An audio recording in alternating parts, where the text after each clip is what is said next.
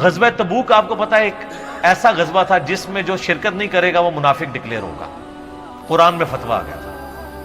اس سے پہلے کبھی نفیر عام نہیں تھی، یہ پہلا اور آخری موقع تھا، کیونکہ رومن امپائر سے ٹکرانا تھا، سپر پاور تھی دنیا کی، 1.5 لاکھ کی فوج لے کے کیسرے روم بارڈر پہ آ گیا تھا عرب کے۔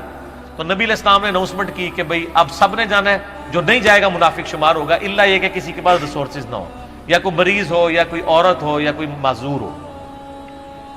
منافقین آگے بہانے کر رہے تھے، کچھ سادہ لوگ مسلمان بھی اس کا حصہ بن گئے۔ بخاری مسلم میں 3 اصحاب کی توبہ کا واقعہ بھی موجود ہے، وہ بھی میری ویڈیو ریکارڈڈ ہے۔ تو کعب بن مالک کی رضی اللہ تعالیٰ عنہ علیہ السلام، کچھ لوگ جو ہے وہ یعنی اپنے ان معاملات کی وجہ سے کچھ پیچھے بھی رہ گئے۔ تو المستلی الحاکم میں آتا ہے کہ صحابہ کرام کہتے ہیں کہ ہم نبی علیہ السلام کے ساتھ سفر میں نکلے نا جب، تو نبی علیہ السلام کو آگے کوئی بتاتا تھا، کہتا تھا یا رسول اللہ وہ جو فلاں بندہ تھا نا وہ بھی کوئی نہیں آیا، پیچھے رہ گئے۔ تو آپ علیہ السلام پرواہ نہیں کرتے تھے۔ پھر بتایا گیا یا رسول اللہ وہ بھی کوئی نہیں، یعنی جڑے نعرے مارتے سن اچے اچے، جدو ایتھے کسی نے دسایا جائے گا سر وہ تو پکا جڑا یار ہے بیلی وہ بھی کوئی نہیں تھے، تو حضور علیہ السلام کو لوگ نا فیڈ بیک دیتے یا رسول اللہ وہ بھی غائب ہے، وہ بھی نہیں آیا۔ اب 30,000 کے لشکر میں آپ نے کوئی ریکارڈ تو نہیں رکھا تھا، رجسٹر تھا، لیکن کدھر 30,000 بندوں میں کدھر کوئی رکھ سکتا ہے صاحب اس طرح، یا رسول اللہ وہ بھی رہ گیا، وہ بھی۔ تو حضور علیہ السلام کہتے تھے ٹھیک، آپ فرماتے تھے اللہ چاہے گا تو آ جائے گا، نہیں آئے گا تو نہیں آئے۔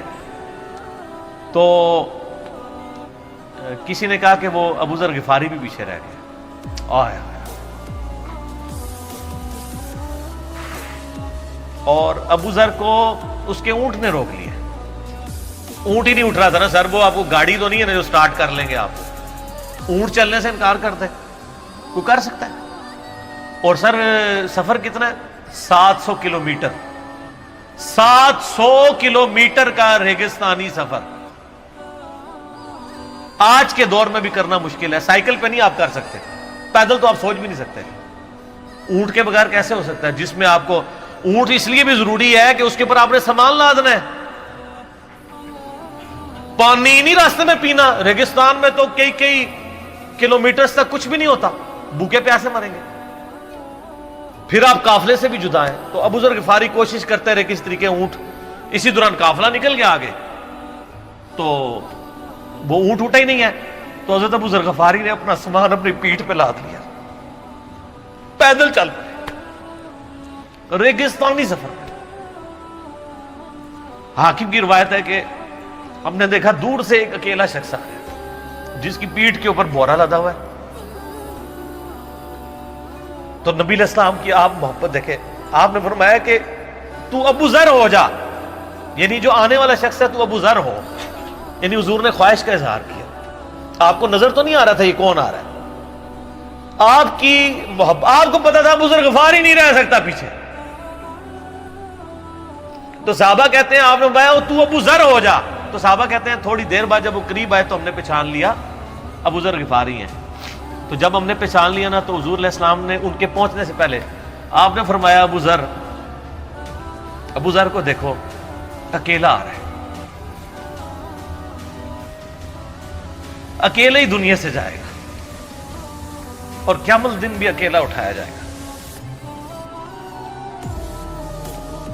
کہ صحیح بخاری میں آتا ہے کہ حضرت ابو ذر غفاری شام چلے گئے تھے، وہاں پہ چونکہ گورنر تھے حضرت معاویہ رضی اللہ تعالیٰ عنہ،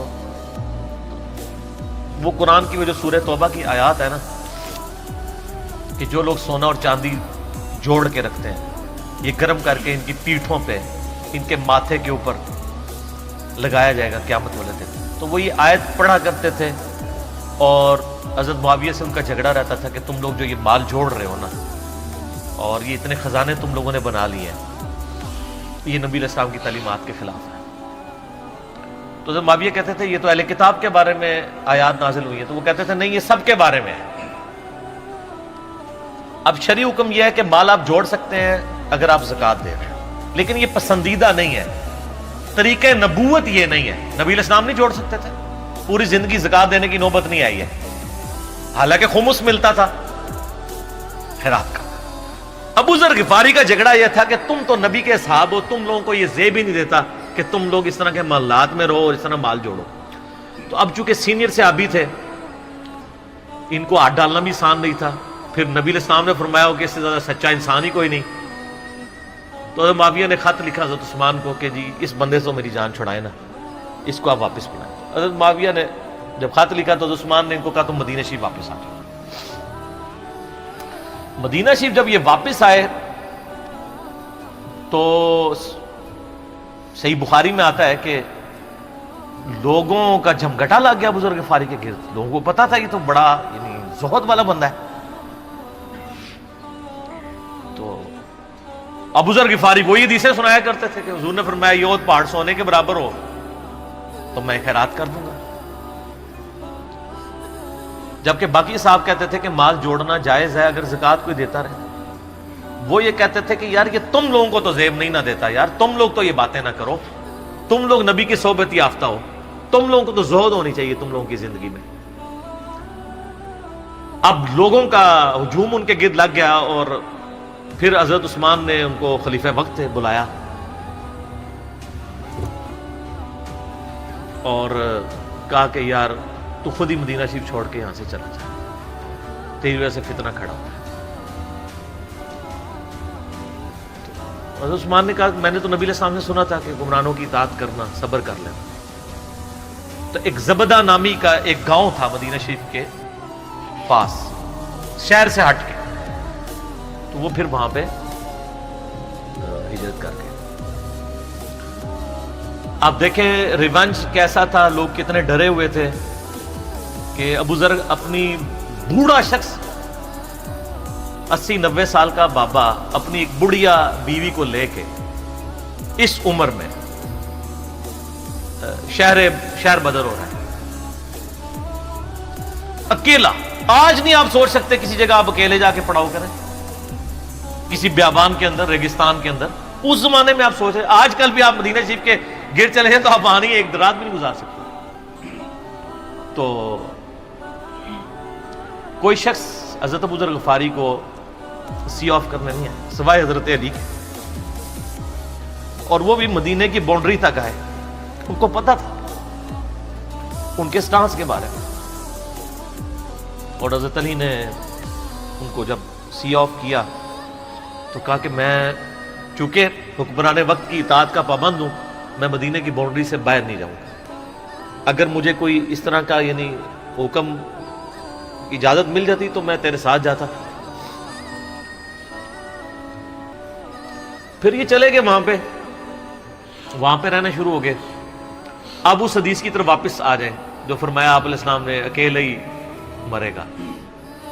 تو ابو ذر غفاری، اس حاکم کی روایت میں آتا ہے ابو ذر غفاری کی موت کا وقت قریب آ گیا، صرف بیوی ہے پاس. بیوی نے رونا شروع کر دیا کہ حضرت آپ فوت ہو گئے، آپ کو کفن کون دے گا، آپ کو غسل کون دے گا، آپ کو دفنائے گا کون، میں عورت ذات کیا کر سکتی ہوں. حضرت ابو ذر نے کہا کہ نبی علیہ السلام سے میں نے سنا تھا کہ تو اکیلا مرے گا، پھر مسلمانوں کا ایک قافلہ وہاں سے گزرے گا جو تجھے کفن دے کے دفنائے گا اور جنازہ بھی پڑھے گا. تو نے فکر نہیں کرنی، جب میں مر جاؤں تو میری لاش کو چوراہے پہ رکھ دینا گزرگاہ پہ، جو یعنی مدینہ کی طرف راستہ آتا تھا گاؤں ایریا سے گزر کے. اللہ میرا بندوبست کر دے گا. وہی ہوا کہ ان کے مرنے کے بعد مسلمانوں کا ایک قافلہ دور سے آ رہا تھا.